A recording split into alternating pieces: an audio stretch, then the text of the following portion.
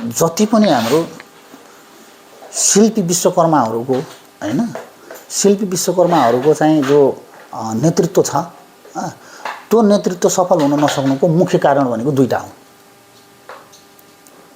है। पहिलो कारण के हो भन्नुहुन्छ भने सफलताको सूत्र के हो भन्ने कुरा जानकारी नहुनु। कसरी चाहिँ हामीले हाम्रो कार्यक्रमलाई योजनालाई सफल बनाउने भन्ने कुराको ज्ञान नहुनु है। ज्ञान हुन्छ भने त्यो कुनै पनि कार्य यो संसारमा यो दुनियाँमा असफल असम्भव भन्ने केही पनि छैन। तर त्यसलाई सफल बनाउने तरिका ज्ञान आफूसँग हुनु पर्यो। अर्को कारण भनेको के हो? अर्को कारण भनेको तपाईको हामी संगठन निर्माण गर्नुभन्दा पहिल्यै हामीले रुपियाँ माग्छौँ। संगठन निर्माण गर्नुभन्दा पहिल्यै ल हाम्रो यो संगठन बनाउँदैछौँ, हामीले पैसा ल्याउनुस्, सहयोग ल्याउनुस्, यो ल्याउनुस्, त्यो ल्याउनुस् भनेर हामी हातमा ठेली लिएर रसिद काट्न हिँडेपछि हामीले चाहे जस्तो कार्यक्रम हामी गर्न सक्दैनौँ। जसले पैसा दिएको छ त्यसको कुरो सुन्नु पर्यो। जसले पैसा दिएको छ त्यसकै मान्छेलाई प्रमुख अतिथि बनाउनु पर्यो, यसलाई बनाइदिनुस्, अतिथि सम्मान गर्नुस् भने उसैलाई गर्नु पर्यो। अनि संगठनमा आबद्ध अरू सदस्यहरूले त्यो स्थान नपाएपछि के हुन्छ? सदस्यहरूमा निराशातापन आउँछ। दुःख चाहिँ हामीले गरेका छौँ, काम चाहिँ हामीले गरेका छौँ, अब अतिथि सम्मान चाहिँ अर्कोले पाइरहेको छ हैन। अनि त्यो निराशा आएपछि के हुन्छ? काम गर्ने मान्छेमा जोस जाँगर हुँदैन अनि काम गर्ने जो नेतृत्व हो त्यो त्यसै असफल भएर जान्छ। त्यसले केही गर्न सक्दैन। काम गर्ने मान्छेलाई हटाउनु परेको छ, कामै नगर्न ल्याएर मञ्चमा राख्नु परेको छ।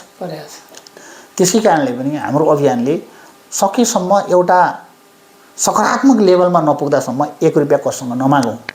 जसरी पनि हामीले हाम्रो सदस्यहरूबाटैबाट मात्र थोरै धेरै आफ्नो स्वेच्छाले सङ्कलन गरेर भए पनि यो समाज र समुदायको लागि हामी कसैसँग 1 रुपैयाँ नमागेर हामीले आफ्नो चाहिँ हामीले गर्न सक्छौँ भन्ने कुरा समाज र समुदायलाई देखाउनु पर्ने जरुरी यहाँनिर छ। त्यही अनुसार जो हाम्रो अहिले कार्यक्रम अस्ति सम्पन्न भयो हैन, त्यो सम्पन्न हुँदा हामी सबैले समीक्षा गरौँ कसले कस्तो खालको भूमिका निर्वाह गर्यो भनेर हैन।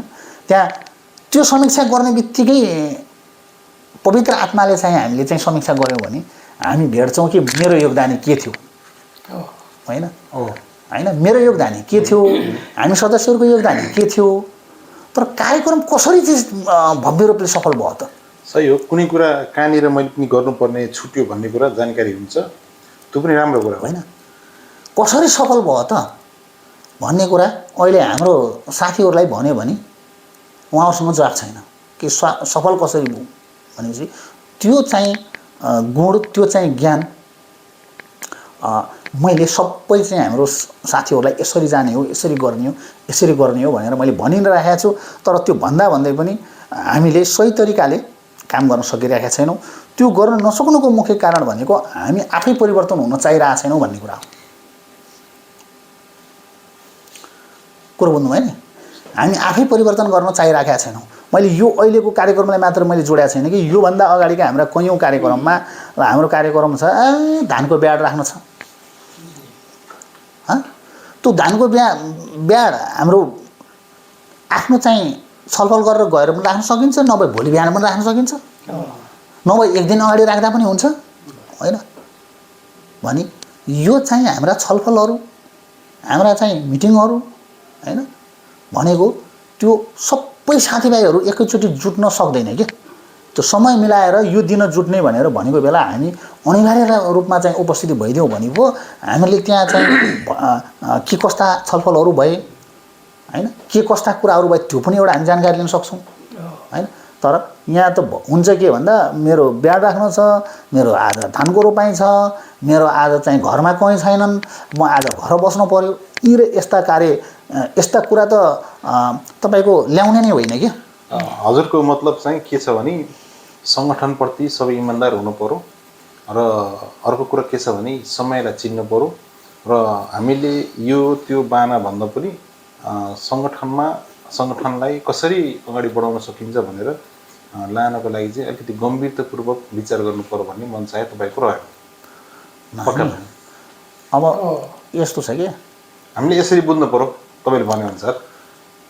त्यो मात्र होइन, अझै राम्रो तरिकाले बुझ्नु पर्यो। त्यतिले पुग्दैन कुरा भन्नुभयो, हजुर त्यतिले पुग्दैन। मैले भन्नु खोजेको कुरा के हो भने यस्तो छ, यहाँले भन्नुभएको के हो भने जस्तो मेरो भूमिका के रह्यो त्यहाँ, त्यो जुन जुन त्यो कार्यक्रम त हामीले त्यत्रो भव्यसँग सम्पन्न गरियो, भव्य सभ्यसँग गरियो, तर मेरो भूमिका के थियो त्यहाँ, कुनको चाहिँ भूमिकाले चाहिँ त्यसरी भव्य सभ्य भयो भन्ने चाहिँ मूल्याङ्कन सबैले इमान्दारी साथ गर्नु पर्यो भन्ने भनाइ हो के। बुझ्नुभयो कुरा, यो हो कुरा हो कि सर? हजुरले भन्नु खोजेको कुरा यो हो। त्यो त त्यति मैले भन्नु, त्यो त स्मरण मात्र गराएको, मैले स्मरण मात्र गराएको कि मैले भन्नु खोजेको कुरा के हो भने कुनै पनि चाहिँ तपाईँको एउटा हामीले घर निर्माण गर्दा त्यहाँ कति कुराको आवश्यकता हुन्छ होइन। लेबर पल्लेदारको आफ्नै भूमिका हुन्छ, मिस्त्रीहरूको आफ्नै, काठ मिस्त्री आफ्नै, फलाम सम्बन्धी मिस्त्रीहरूको आफ्नै होइन, ढलाइ गर्नेको आफ्नै, अनि चाहिँ निर्माणकर्ताको भूमिका आफ्नै होइन, निर्माताको अब आर्थिक व्यवस्थापन मिलाउनु पर्ने आफ्नै। सारा कुराको ठिक ठिक समयमा व्यवस्थापन भयो भने मात्र ठिक समयमा एउटा घर निर्माण हुने हो होइन, ठिक समयमा एउटा घर निर्माण हुने हो होइन। अब लेबर आएन, मिस्त्री आएर के काम, मिस्त्री आयो लेबर आए छैन के काम होइन। अब सबै आए निर्मातासँग पैसै छैन, सामान किनेर ल्याउन नपाएपछि त्यहाँ के काम होइन।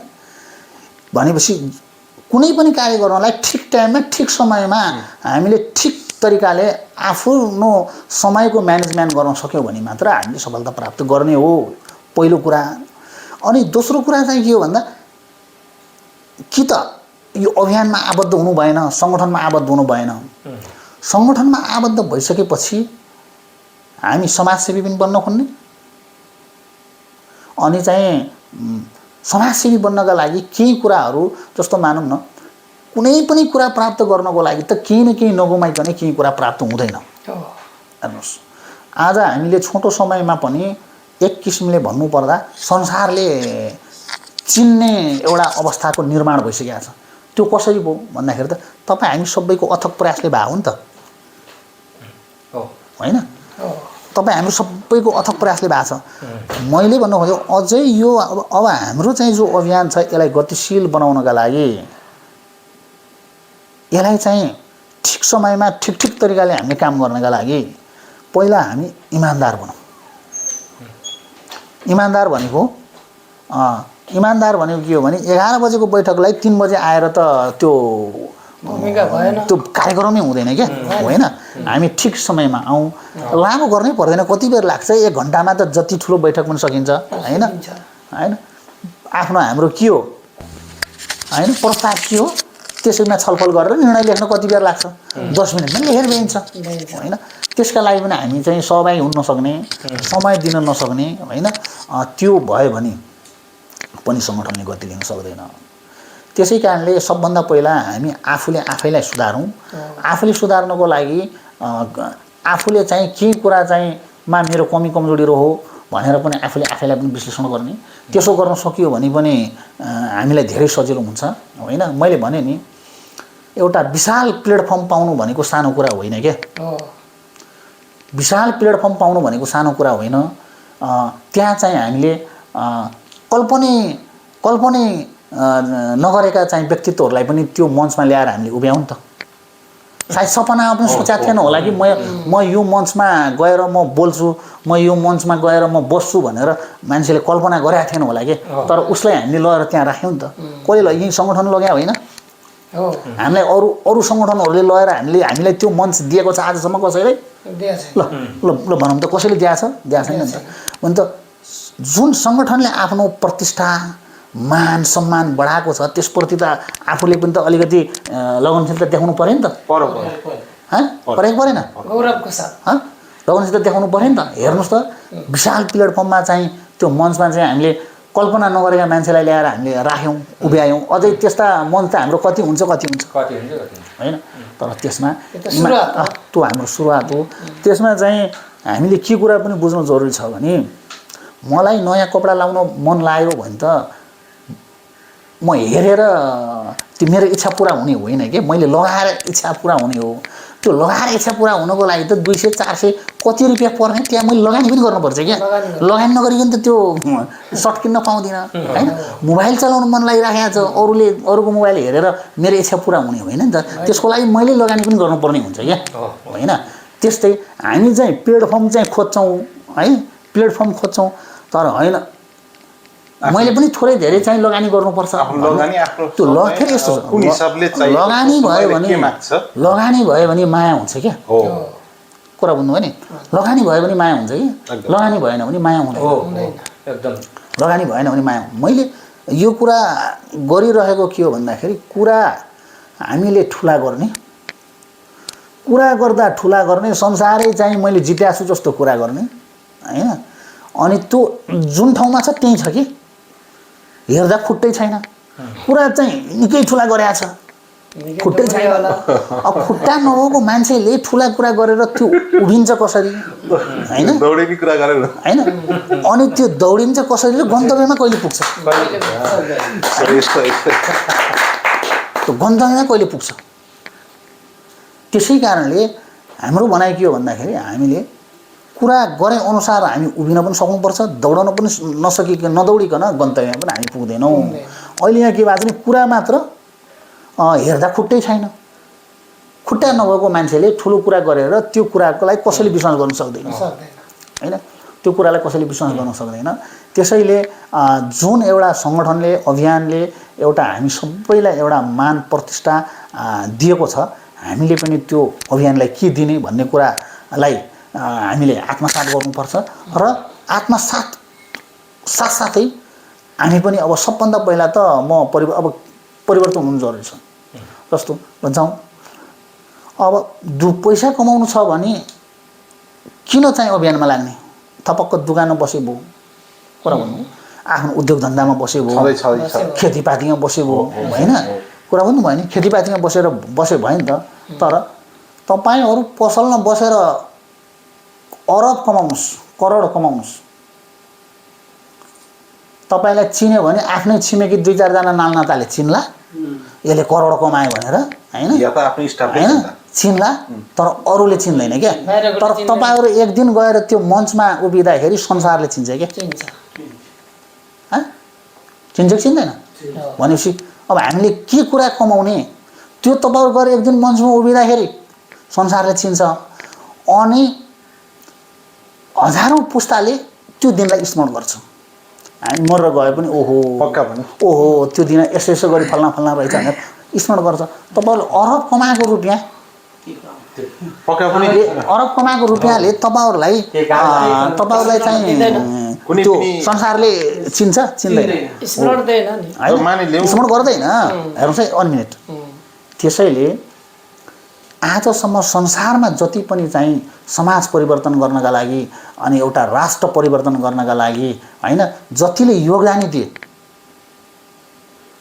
आफ्नो जीवनै त दिनका लागि तयार छ मान्छे, छ कि छैन। अहिले भर्खर हाम्रो जेएनजी आन्दोलनमा जीवन चाहिँ लगभग अहिले 80-90 जना कति पुगिसके, जीवन दिइसके होइन, आफ्नो प्राण बलिदान दिइसके। 2-4 हजार दिनका लागि कन्जुसाइ गर्छ होइन, 2-4 रुपियाँ दिनको लागि कन्जुसाइ गर्छ भने त्यसले समाज कसरी परिवर्तन गर्छ। 2-4 घन्टा समय दिनलाई कन्जुसाइ गर्छ। अनि फेरि उसलाई ठाउँ कहाँ चाहियो भन्दा मेन ठाउँ चाहियो, हेर्नुहोस् है होइन, मेन ठाउँ चाहियो भनेपछि त्यो हामीले जे कुरा हामी रोप्छौँ त्यही कुरा फल्ने हो क्या, होइन सर। जे कुरा हामी रोप्छौँ नि त्यही कुरा फल्ने हो क्या। अहिले हामी यत्रो महँगो होटलमा आएर हामी छलफल गरिरहेका छौँ, त्यसै त यहाँ बस्ने होइन नि त, यहाँ पनि त हामी लगानी गर्नु पऱ्यो नि त। तब त यस्तो सुविधा सम्पन्न चाहिँ एसीवाला रुम आनन्दको चाहिँ ठाउँमा हामीले पाइरहेछौँ। अहिले नभए त बाहिर गरेरमा 2 मिनट उभिन सकिन्न नि त। भनेपछि के छ भन्दा सुविधा लिने भन्ने बित्तिकै त्यहाँ लगानी गर्नुपर्ने हुन्छ।